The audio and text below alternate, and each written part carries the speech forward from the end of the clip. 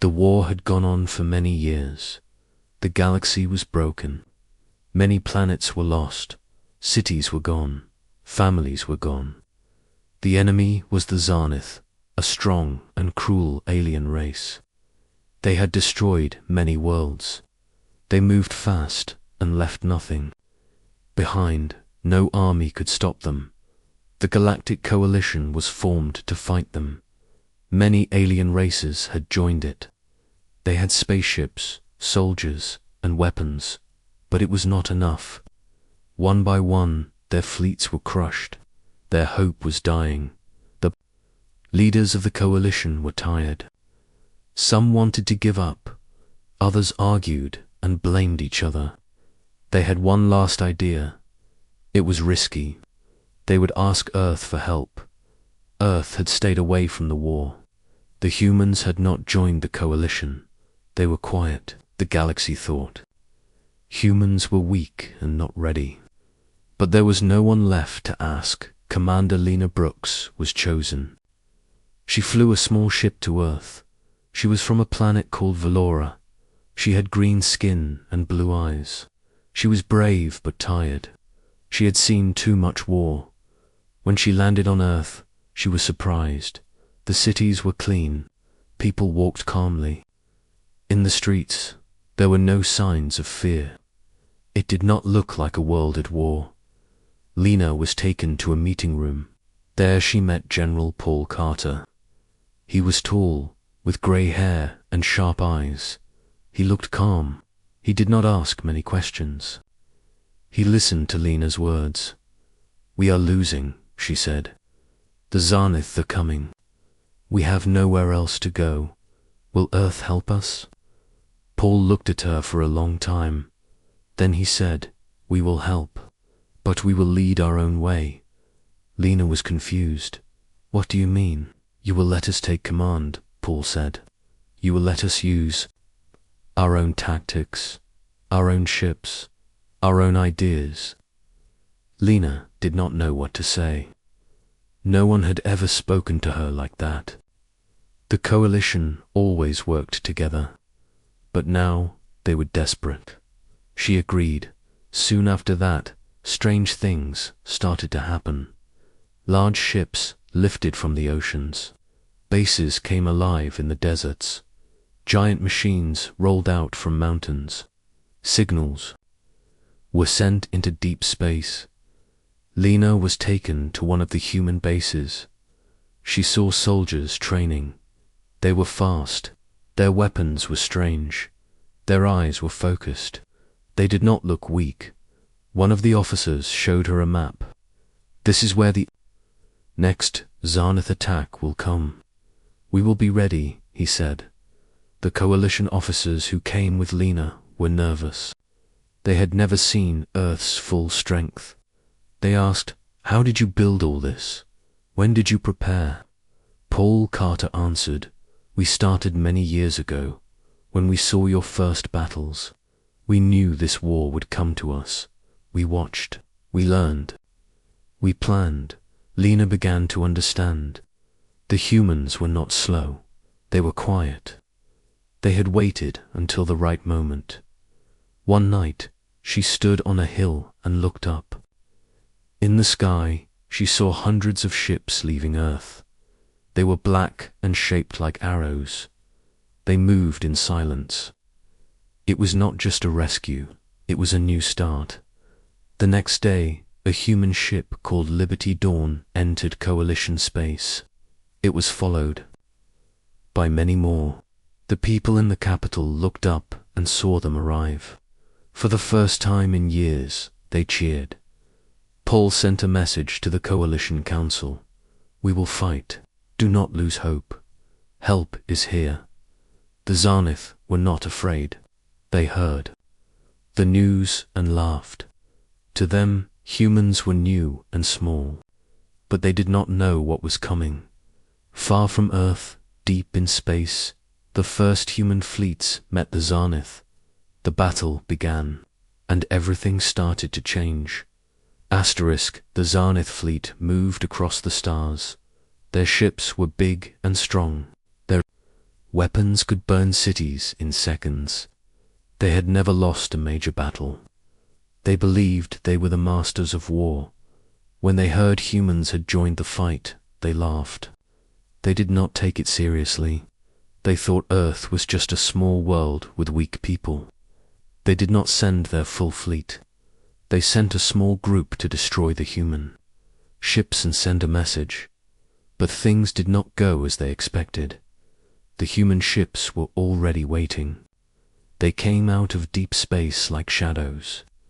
The lead ship, Liberty Dawn, moved fast and attacked first. Its weapons were loud and bright. It did not wait. It did not hold back. The Zarnith ships were hit hard. One of their destroyers exploded in the first minute. The humans used different tactics. They moved in strange patterns. They did not follow the normal rules of battle. Lena Brooks watched the battle from a coalition command ship. Her screen showed everything. She had never seen anything like it. The human ships worked together perfectly. They covered each other. They used new weapons. They struck fast, then disappeared. The battle was over in less than 20 minutes. 3 Zarnith ships were destroyed. 2 more were damaged and ran away. The humans had no losses. The coalition officers cheered. Lena said nothing. She just stared at the screen. She now understood. Earth was not weak. Earth was not late. Earth had just waited for the right moment. After the battle, General Paul Carter spoke to the Coalition Council. He stood calm and firm. His voice was clear. "This is only the start," he said. "We will not fight like you. We will fight our way. If you trust us, we will push the Zarnith back." Some council members still had doubts. They asked for more control. Paul refused. "If you want our help, let us lead," he said. The council had no choice. They agreed. The humans were now in command of the counterattack. Human soldiers began to land on key worlds. They came in large dropships, fast and strong. Their armor was heavy. Their faces were hard. They spoke little, but they moved with purpose. Captain Laura Hayes led one of the first missions. Her team landed on a ruined mining colony called Yetra 9. The Zarnith had taken it weeks ago. No one had been able to take it back. Laura's team moved in silence. They used the rocks and buildings for cover. They used small flying drones to scan ahead. When they saw the enemy, they did not wait. They attacked with speed and force. The Zarnith were caught off guard. They fired back, but they were slow. They had not seen this kind of fight before. In less than 2 hours, the colony was back in coalition hands. The local people came out of hiding. They looked at the human soldiers with wide eyes. Some cried, some clapped. One child ran up and gave Laura a small metal flower. She smiled and took it. Across the galaxy, more human teams won battles. They cut off enemy supply lines. They saved lost planets. They gave hope. The Zarnith commanders started to worry. They had never faced enemies like this. Humans were not like the other races. They did not follow the same rules. They did not fight to protect power. They fought to survive. They fought to win. Lena Brooks spent more time with Paul Carter. She asked many questions. She watched the human officers plan their moves. "You are not like us," she said. Paul nodded. "We had many wars on Earth. We learned the hard way. We know what war really is. But your people look so calm. Your cities are clean. How is that possible?" Paul smiled a little. "Because we planned. Because we hid our pain. Because we waited for the right time." Lena began to respect him. She began to respect all of them. Soon the human fleets spread out. They did not wait for large battles. They hit small bases. They used fast ships and small teams. They took what they needed. They broke the enemy's plans. The Zenith had to change. They started moving their fleets around. They became slower. They became unsure. They started making mistakes. In the coalition capital, people began to feel hope. Children played again. Shops opened again. Messages of thanks came from all corners of space. One message came from a planet called Vela. It had been under Zenith rule for months. A small group of human and coalition soldiers had freed it. The people of Vela sent a message to Earth. We will never forget you. You gave us our sky back. That message was shown across Earth. In every city, people watched. In every home, people smiled. The war was not over, but it was not lost. The humans were here, and they were just getting started. The fleet moved through the stars in silence. On the command ship of the Allied worlds, Captain Darren watched the dark screen with tired eyes. He had fought for 5 years now. His people had lost many worlds. The enemy, called the Kale, was stronger, faster, and had no fear. Every fight had ended the same way. The Kale crushed everything in front of them. The war was nearly lost. Now, only a few planets remained free. The leaders of the Allied worlds had called for help from every corner of space. No one came. No one but the humans. They had arrived last week. At first, no one took them seriously. Humans were new to space. They had only joined the galactic stage 20 years ago. They had no large fleet. They had no advanced weapons. Their home world, Earth, was far away from the main conflict. But still, they had come. One small carrier ship, painted black, came into orbit over the last free stronghold. The name on its side was Silverwind. It carried less than 1,000 soldiers. Captain Darren had watched the humans walk off that ship. They looked strange. They did not wear shiny armor like other soldiers. They did not carry heavy weapons. Most of them were quiet. Their leader, a woman named Linda Ray, had a calm face and cold eyes. She had only said one thing: "Show us the front." Now, a few days later, Darren stood in the control room of the main outpost, looking at the field reports. Something strange had happened. The Kale had stopped moving forward. Reports came in that a group of humans had reached the front lines. They had no tanks. They had no large ships. But wherever they went, the Kale forces pulled back. Darren looked at the human officer standing beside him. "What are they doing out there?" he asked. The officer was a man named Jake. He was tall, lean, and wore plain grey armor. He smiled a little. "They're just getting started," he said. Darren did not like the smile. The next day, Darren took a flyer to the front lines himself. He wanted to see the humans in battle. He wanted to understand what was happening. The land below was full of smoke and broken metal. Burned ships and machines covered the ground. The Kale had left behind their dead for the first time. That had never happened before. As the flyer landed, Darren saw the humans moving across the field. They moved fast and low. They did not stay in one place. They worked in small teams of 4 or 5. Each group moved with sharp skill. They used hand signs to talk. They did not waste shots. He saw Linda Ray again. She was walking calmly among the ruined battlefield. She had a small weapon in one hand. Her team followed behind her. They all looked focused and calm. Darren walked up to her. "You pushed them back," he said. Linda looked at him. "We broke their lines." "But how?" he asked. You had no machines, no big weapons. We used what we needed, she said. Speed, surprise, fire, noise. She pointed to a ridge where a group of Kale bodies lay. They are used to fear. We gave them fear back.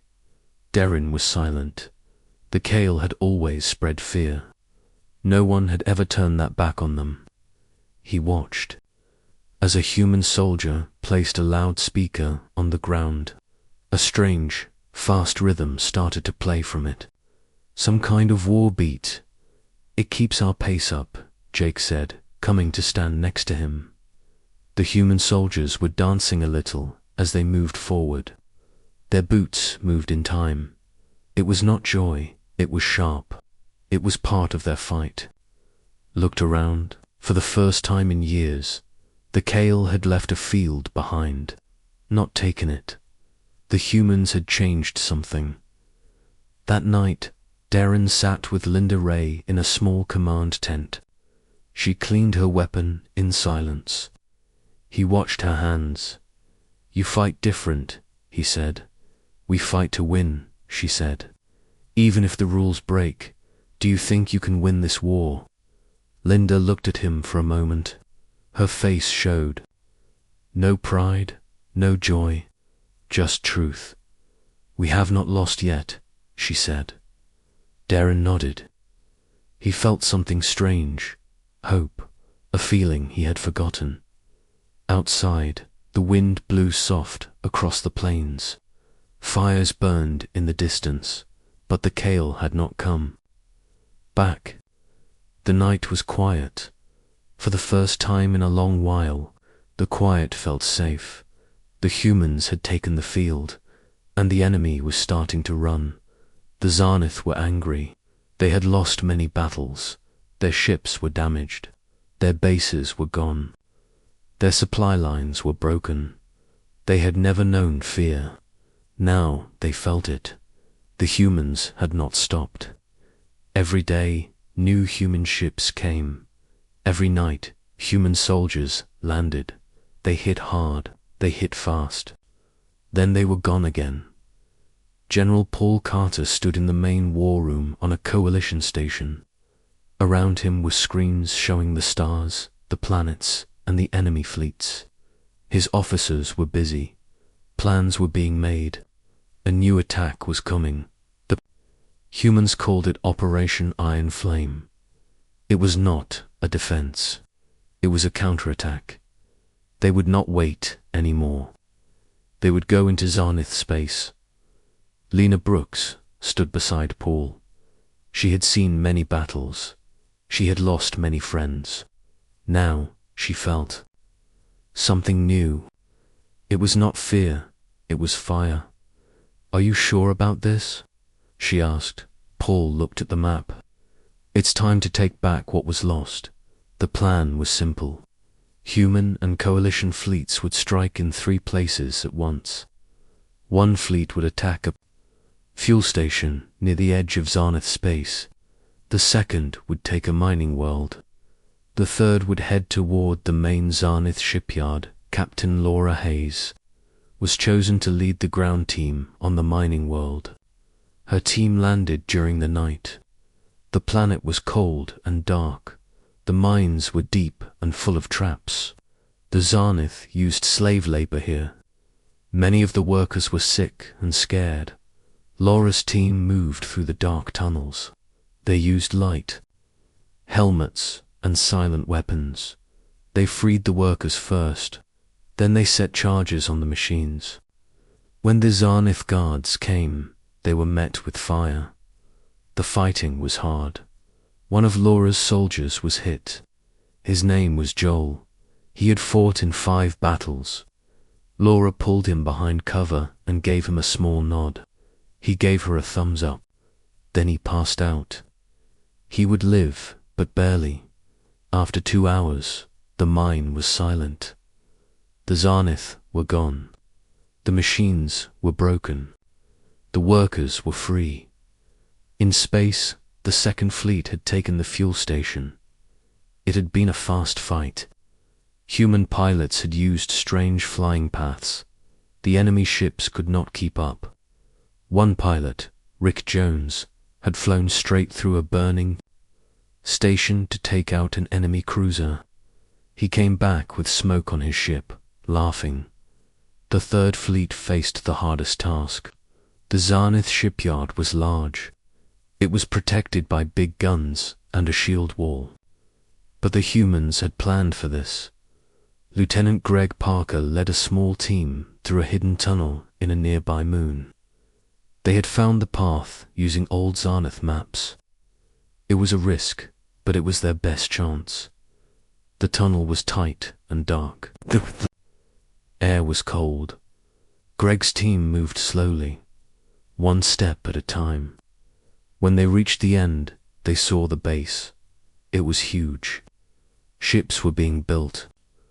Weapons were everywhere. Greg set the signal. Human ships in orbit fired all at once. At the same time, Greg's team attacked from behind. Chaos broke out. The shield wall fell. The human fleet came in. Missiles flew. Lasers cut through metal. The sky turned red and blue. After 1 hour, the shipyard was destroyed. Fire and smoke filled the sky. Zarnith command ships tried to run. Human ships chased them down. Paul Carter watched the reports come in. 3 targets, all hit, all won. Lena looked at the screen. They will hit back. Paul nodded. Let them. We are ready. News of the attack spread fast. Across the galaxy, people cheered. On Earth, people came out into the streets. They watched the sky. They waved flags. They sang. On a small farming planet, a young boy looked up at the stars. His father had died in the war. Now he smiled and said, "We are fighting back." The Zarnith leaders met again. Their faces were cold. Their voices were low. They had never lost like this. One of them said, "The humans must be stopped." But no one had a plan. The humans kept moving. They sent teams into deep space. They used fast ships and smart ideas. They took back lost worlds. They gave hope. The war was changing. The galaxy had new heroes, and they were human. The last Zarnith base was strong. It was built on a moon that moved around a red star. The air was thin. The ground was made of black stone. The base had thick walls and many weapons. It was their final stronghold. If this base fell, the war would be over. The coalition and human leaders met on a large ship near the battle zone. Paul Carter stood at the front. Lena Brooks, Captain Laura Hayes, and Lieutenant Greg Parker stood with him. Paul looked at the group. "This is the last fight," he said. "We take this moon, and the Zarnith fall." The plan was big. The humans would lead 3 attacks at the same time. One team would attack from space. Another would land and fight on the ground. A third team would cut off the Zarnith signals. Laura Hayes and her soldiers were ready. They flew down in large ships that shook as they hit the thin air. The moon's sky was red. The Zarnith fired at them from towers. Laura shouted, "Go now." The soldiers ran out fast.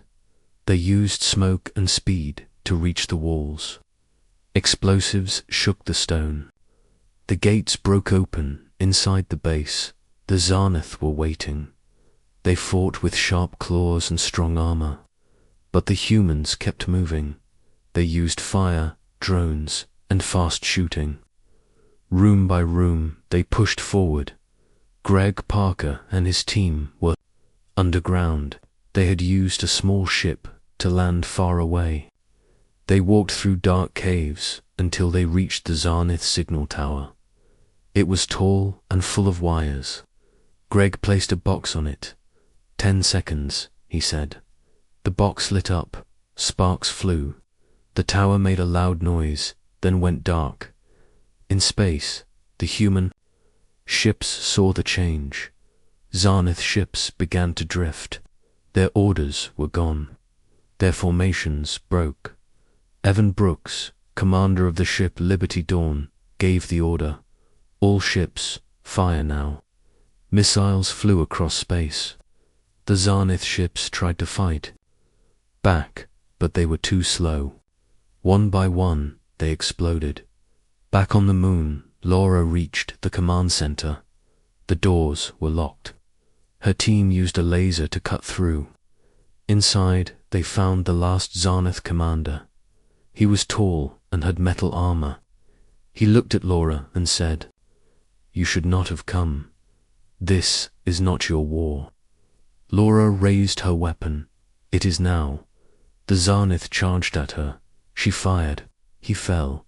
It was over. The base was taken. Paul Carter stood on the moon later that day. He looked at the red sky. Lena Brooks stood beside him. Soldiers walked past, tired but smiling. "You did it," Lena said. "We did it," Paul answered. Messages came in from all over the galaxy. People cheered. Bells rang. Flags flew. The war was over on Earth. Crowds filled the streets.